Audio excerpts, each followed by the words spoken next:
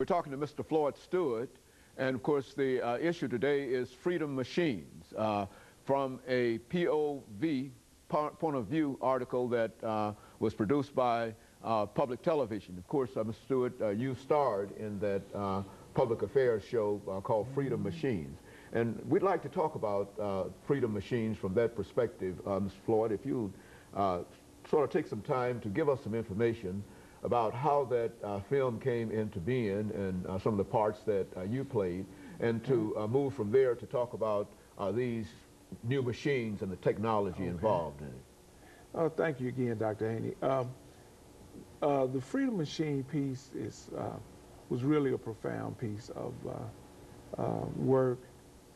I really enjoyed being involved with it because what it did is it showed the different types and different levels of assistive technology for several individuals with disabling condition. It really had a diverse cast of people, which I'm proud to just be a part of it.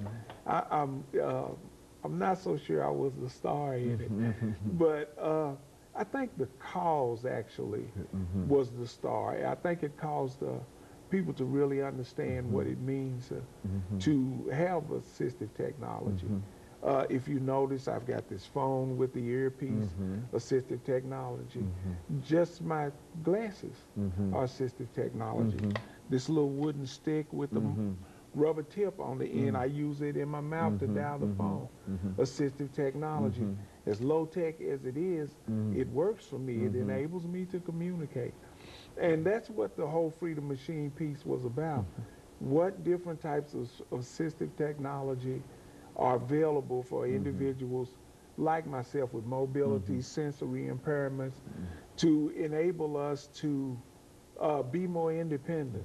The less that I have to rely on someone else for enhances my independence and helps me to be able to go through my activities of daily living without somebody being with me, doing things with me every minute. In other words, I think you also mentioned, at least it came out of the film, that it was more cost effective really for the state to invest in this kind of technology that might assist people rather than to not invest.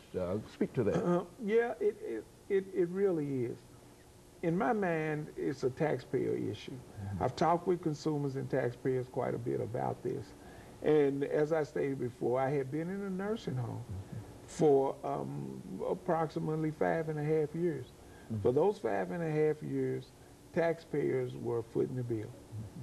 More than $45,000 per year to keep me in a nursing home, when with just a little bit of assistive technology, less than it costs to keep me in a nursing home, I was able to move out, get a job, become a taxpayer as opposed to a tax consumer, and be a productive, more productive member of society.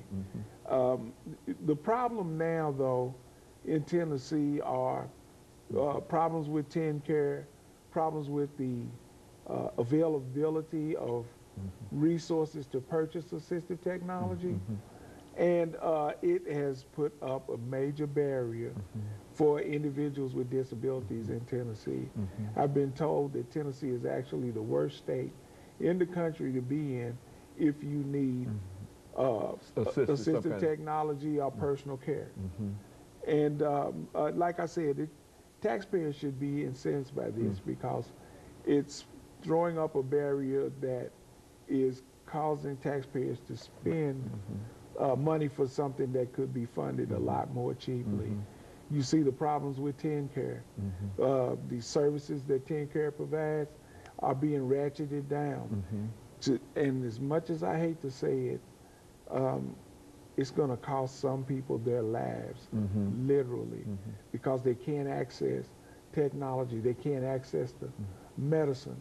They're limited to doctor visits, 6 prescriptions a year, and that kind of thing. It's really a sad state of affairs for one of the great states in our nation. We'll have, what about the advocacies and people who support what you're doing? I mean, is there any real organization to assist you in bringing about an awareness of this lack of technology and this lack of compassion in a real sense? Yes, it is, and I have to blow my own horn here. The Center for Independent Living has been a major player in the advocacy movement to bring these issues to the forefront in Tennessee. The Tennessee Disability Coalition has been a major statewide player in bringing these issues to the forefront. And of course, the Technology Access Center and Tennessee Technology Access Project, which is the organization that deals with assistive technology across the state. And right here in Metro Center, the Technology Access Center, like I said before, is the place where you go to be evaluated, to view all different types of assistive technology. They actually have access to 60 to 80 different vendors that probably have 100,000 different products that can help a person to be more independent.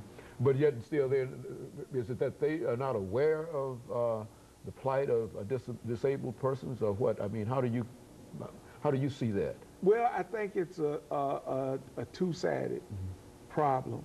One, 70% of all individuals with disabilities live at or below the poverty level. 50% of that 70% do not work at all. And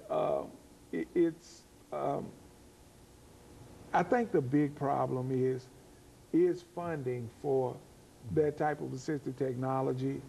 The majority of people with disabilities are unaware of organizations like the Technology Access Center.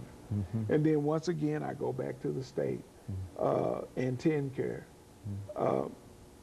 TennCare will not provide the high-level assistive technology for people with disabilities.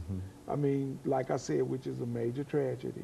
Okay. Well, I tell you what, Ms. Floyd, we're getting ready for our second commercial break. After we come back, we're going to have you to sort of summarize some of the things that you would like to see happen dealing with the Disability Act and some of the other things. And of course, we'll be back with our audience following this very, very short commercial break.